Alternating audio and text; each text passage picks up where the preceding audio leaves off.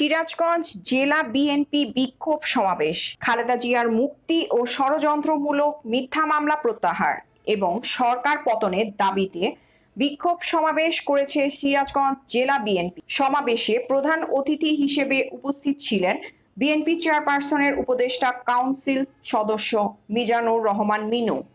বিশেষ অতিথি হিসেবে উপস্থিত ছিলেন বিএনপির রাজশাহী বিভাগীয় সহ সাংগঠনিক সম্পাদক জনাব মোহাম্মদ আমিনুল ইসলাম খান আলী। প্রধান বক্তা হিসেবে উপস্থিত ছিলেন সাবেক সংসদ সদস্য সিরাজগঞ্জ জেলা বিএনপি সভাপতি রুমানা মাহমুদ টুকু।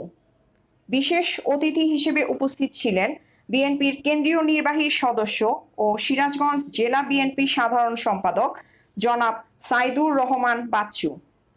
জেলা বিএনপির সভাপতি রুমানা মাহমুদ টুকুর সভাপতিত্বে সমাবেশে আরো উপস্থিত ছিলেন সিরাজগঞ্জ জেলা বিএনপির সহসভাপতি নাজমুল হাসান তালুকদার রানা, সিরাজগঞ্জ জেলা বিএনপি সাংগঠনিক সম্পাদক জনাব মির্জা মোস্তফা জামান, সিরাজগঞ্জ জেলা বিএনপি যুগ্ম সাধারণ সম্পাদক জনাব রাশেদুল হাসান রঞ্জন, সিরাজগঞ্জ জেলা যুবদলের সভাপতি জনাব মির্জা জব্বার বাবু, সিরাজগঞ্জ স্বেচ্ছাসেবক দলের আহ্বায়ক জনাব আব্দুল্লাহ আল কায়েস, সিরাজগঞ্জ জেলা স্বেচ্ছাসেবক দলের সদস্য সচিব জনাব মিলন হক রঞ্জু, সিরাজগঞ্জ জেলা ছাত্র দলের সভাপতি জনাব জুনায়েদ আহমেদ সবুজ, সিরাজগঞ্জ জেলা ছাত্র দলের সাধারণ সম্পাদক সিরাজুল ইসলাম সেরাজ সহ জেলা বিএনপি অঙ্গ সহযোগী সংগঠনের নেতাকর্মীরা, সাবেক সাংগঠনিক যুবদল সহ সকল উপজেলার সভাপতি ও সাধারণ সম্পাদক সহ নেতাকর্মীদের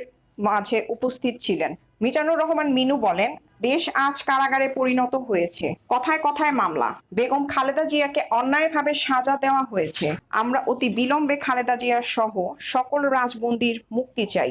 বিশেষ অতিথি হিসেবে আমিনুল ইসলাম খান আলিম বলেন, দেশত্রী বেগম খালেদা জিয়া মুক্তি সহ অবৈধ ফ্যাসিস্ট আওয়ামী লীগ সরকার পতনের আন্দোলনে সকলেই ঐক্যবদ্ধভাবে আন্দোলন চালিয়ে যাব। বিএনপি সভাপতি রুমানা মাহমুদ টুকু বলেন, আজ সাবেক সেনাপ্রধান আজিজ কোথায়? র্যাবের প্রধান বেনজির কোথায়? দেশের টাকা লুটে নিয়ে তারা দেশে বিদেশে বসে রয়েছেন। অতি বিলম্বের তাদের আইনের আওতায় আনা হোক। আগামী দিনে আন্দোলনে সকলকে ঐক্যবদ্ধ হয়ে রাজপথে নামার আহ্বান জানান। বিএনপির জেলার সাধারণ সম্পাদক জনাব সাইদুর রহমান বাচ্চু বলেন, বেগম খালেদা জিয়ার মুক্তি ও ষড়যন্ত্রমূলক মিথ্যা মামলা প্রত্যাহার এবং সরকার পতনের দাবিতে যে কর্মসূচি আগামী দিনে আসবে, সকলকে নিয়ে সেই কর্মসূচিতে ঐক্যবদ্ধ আন্দোলনের মাধ্যমে এ সরকারের পতন ঘটিয়ে ঘরে ফিরব। তিনি খালেদার জন্য সকলের কাছে দোয়া চান।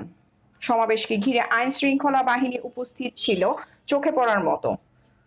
শান্তিপূর্ণভাবে সিরাজগঞ্জ জেলা বিএনপির বিক্ষোভ সমাবেশ হয়। মোহাম্মদ পলাশ শেখ, ডেস্ক রিপোর্টে প্রিয়াঙ্কা মল্লিক, দৈনিক আলো আধার।